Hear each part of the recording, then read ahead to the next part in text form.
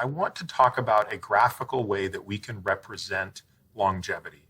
And the way that we can do it most easily is to consider the two age-dependent drivers of health span, cognition and physical performance, on the vertical axis here, while considering lifespan on the horizontal axis here.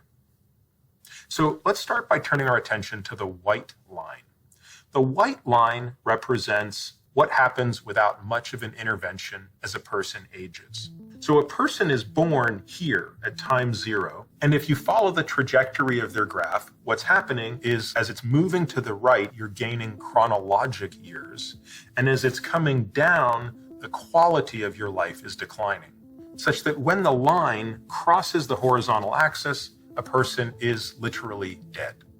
The blue line represents what I believe the best medicine has to offer, which is to say, initially it really follows the same curve as the white line. But just as you're about to near the end of life, it comes in and manages to delay death by some period of time. Using amazing and heroic tools of medicine, it manages to postpone death by potentially a few years or more, but often without any improvement in the quality of life. Finally, I'd like you to imagine the red line. The red line, you can see, increases the length of life, though not logarithmically. It certainly isn't a science fiction extension of life. What most stands out in the red line is the way in which it reduces the decline of health span and compresses the period of decline. One way that I like to think about this is to ask the question, how much of a person's life is spent below about the 50th percentile of quality of life? So if you think about this being 100% of the quality of life, and this being about 50%,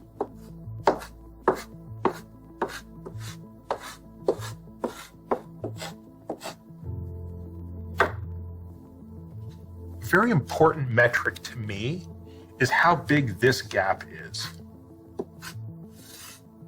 That's the period of time that a person spends beneath about that 50% window in which their quality of life is really reduced.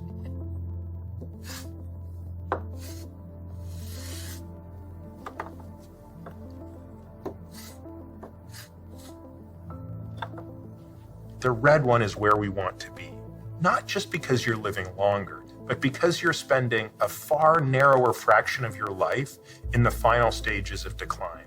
This is what it means to square the longevity curve.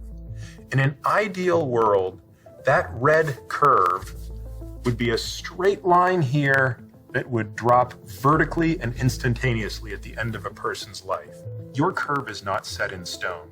This is a malleable process. Now, it's not going to be malleable based on one pill, one magic workout, one fruit smoothie shake, or any such elixir. It's going to come down to a lot of hard work, a lot of understanding, a lot of sacrifice, and a lot of strategy.